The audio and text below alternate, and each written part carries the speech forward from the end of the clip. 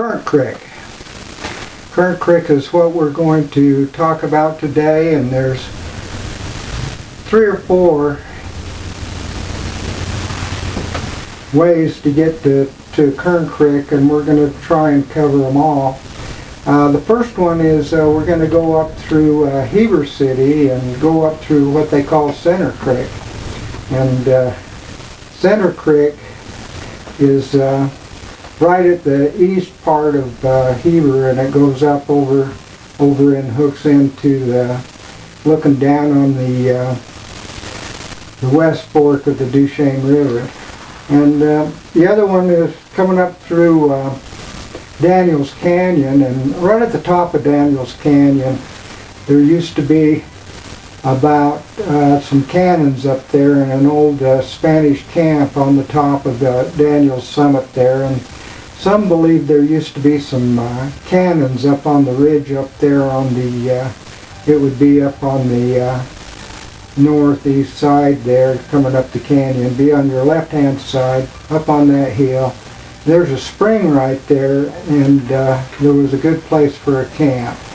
So we're going to talk about coming up through Daniels and over the top and up through Strawberry, and then headed towards Stinking Springs. Now Stinking Springs is before they built the dam, it was right where you come to that little canyon that heads out towards Fruitland, and you go down that road probably about 3 or 4 miles, and there used to be an old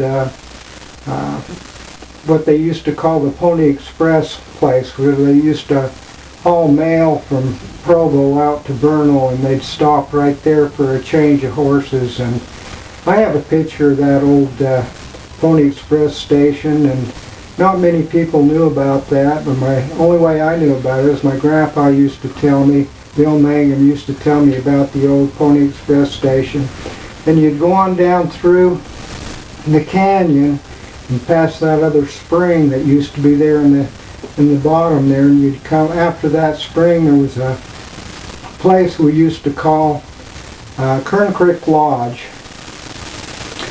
Oh, I got to go back, and right there at Stinking Springs up on that hill as you're coming down that canyon, there used to be a old Spanish monument up on the top of that hill on your left side, and that was the old road marker to head down that canyon. So that's what the Spanish used. And then after you got around down towards Kern Creek, there was the Kern Creek Lodge, and then you go up that road. And back in the day, the reservoir, what didn't used to be there, and we used to call that the Kern Creek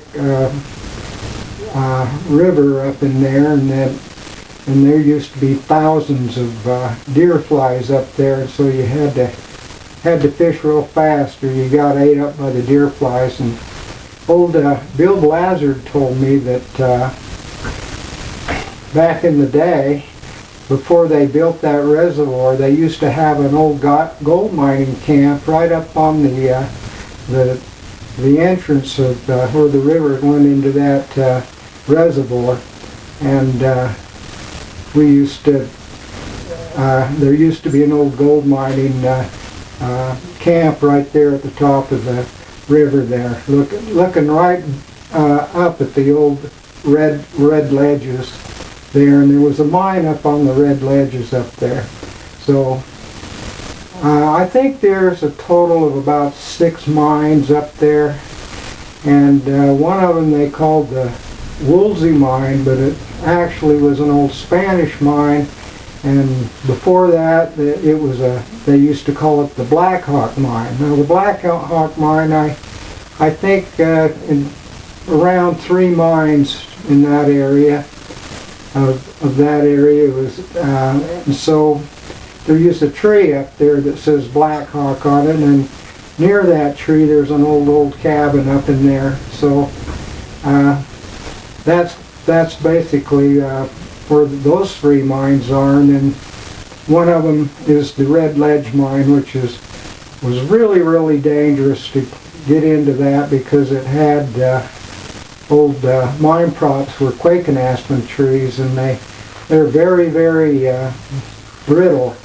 So when you see the old quaking aspen in there, you just don't want to go in there because you can almost poke your finger through those old timbers. And so that takes us up that road up to where we'd like to go, up in the top of Kern Creek. Now, I guess I spent about 10 years with June Blyche up there chasing that Woolsey mine, and he never made it up to the top, and he didn't know exactly where Woolsey was trying to point him, because after a while he made up his own place where he thought it was, and then there was some maps drawn where he thought it was, and I don't know who drew the maps, but they're really not accurate. And he learned that all about the Woolsey mine from the old what was his name? Cecil Dalton. Cecil Dalton was the guy that knew most of the history up in there, and Jim kind of wrote him off and went by his own what he thought about up there, and so we searched for 10 years where Jim thought the mine was, and come to find out it wasn't even close. So let's talk a little bit of history about Kern Creek. Now, Caleb Rhodes used to go up in there, and okay, let's talk a little bit of history about Kern Creek. Caleb Rhodes found out about that old Spanish mine, and he gave his wife a copy of that map before he died, and then later on she had that map, and in 1865 Caleb Rhodes gave his younger brother Enoch Rhodes a copy of that map, and he decided that he was going to go up there and find that mine. And he was 24 years old, and Caleb was 49 years old. Enoch was born in 1860, and he went up looking for that mine in 1865.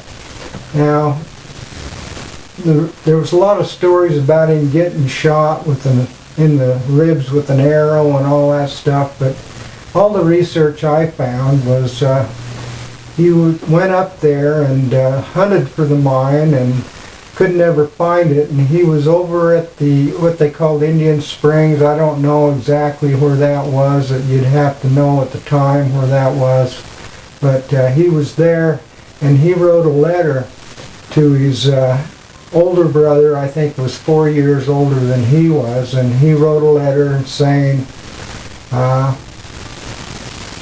I'm over at the Indian reservation, and it's really lonely over here, and I need to come back and get some things done, and so I'm headed back to Heber, and we're going to trap some beaver somewhere in there, probably Camas or somewhere in there, and then we're going to get our winter meat and get ready for winter. But the letter was written on July 7th, 1885.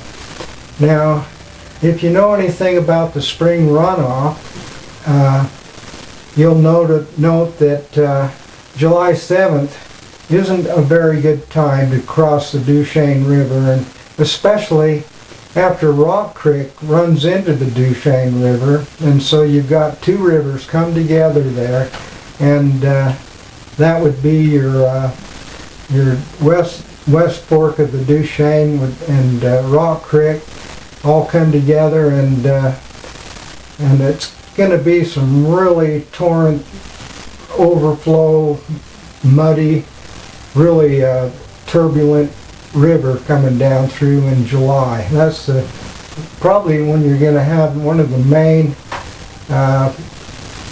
your main runoff is about July until probably about June. They're going to have the most of the water. So if Enoch left that Indian reservation shortly after he wrote that letter on July 7th, he would have had to cross the Duchesne River and Rock Creek, combined with Rock Creek, to get back to Heber. And Heber is where he was headed. So he was never heard of again after he wrote that letter. And he had like 6-pack horses with him, and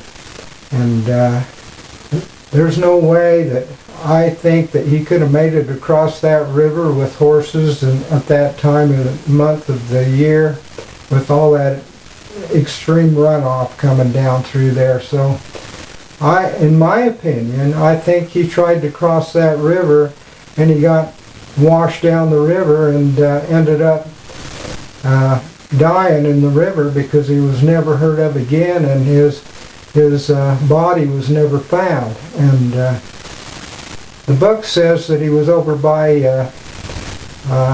the Pinnacles, but there's no way he could have got there without going across that river. And he was done hunting gold, because in that letter he says, "I'm done searching for gold and riches. I want to come back and continue life as normal and trap beaver and get the meat ready for the winter." And so that's what he was headed to do. But he probably ended up in Arizona and down the river. So that's basically what happened to Enoch Rhodes. I think he got in the river and didn't make it across. So that's basically the letter that he wrote and what he left behind, and that's probably about what happened. Now there was a guy named Noyes and stuff like that, but I haven't researched that information on him, so I'm not going to count that as authentic, because I don't know for sure, and I'm not going to talk about things that aren't that I think that I haven't researched and looked at all this time. So we're just going to go with Enoch. Now the next guy we're going to talk about is well, let's see, what was his name? Hartzell, James Hartzell. Now James Hartzell went up looking for that mine in 1960. Now the way I found out about that James Hartzell is my grandpa was known by all the old. Okay, the next bit of history I want to talk about Kern Creek is James, I think it's E. Hartzell, and he came in our service station in 1960. I was only about 9 years old, but I remember him coming in the service station because he brought a little dog in with him, and we kind of frowned about having dogs in the service station because we sold milk and bread and stuff in there, kind of like a after hours little market where people could go and get milk and bread if they forgot to get it during the day or didn't have time or something. So we had some groceries in there, and we didn't really like dogs and stuff in our store. So I remember him coming in there and talking to my grandpa. And the reason he came and talked to my grandpa, Bill Mangum, is because the people that knew about the Rhoades mines knew that Bill Mangum was with Hathenbrook until he died in 1928, and he had a lot of that information. So James Hartzell come in there, and my grandpa and him kind of went in the back of the store and talked, and I didn't really get to hear what they had to say because being 9 years old, you just kind of know that your place, you just don't go get involved in the grown-ups business, so you just stayed away. But I know he came in there and saw my grandpa because he knew a little bit about that, and I knew it was 1960 because that's about the the year that I remember him coming in. And he went up there looking for the mine up there, and he was probably in his 70s, and 70s, that's about where I'm at. Anyway, he had a heart attack and died up there, and his little dog just stayed there by him. And it was probably about 4, 5, 6 days. I remember old Sheriff Witt come in the service station and talk to my grandpa about James Hartzell, and asked about where he was because they couldn't find him, and they had all of the search and rescue people out looking for him, and nobody knew about where he was. But I talked to old Cal Giles, and Cal Giles was on that search and rescue team, and after they found out and located him, old Cal Giles went up there with a piece of plywood, and it had some holes in the sides, and he strapped old Hartsville on that piece of plywood and put him on the back of his horse and brought him out of the mountains out of there. Well, nobody knew exactly where that was at, and so, but later on I talked to Cal Giles, and he told me he went out and got old Hartsville and brought him down, and I asked him where he was at, and he says, he was right over by the Bobby Duke Trail. Now, back in those days, everybody knew where the Bobby Duke Trail was, but nowadays nobody even has a clue where it's at. So that's the key to your whole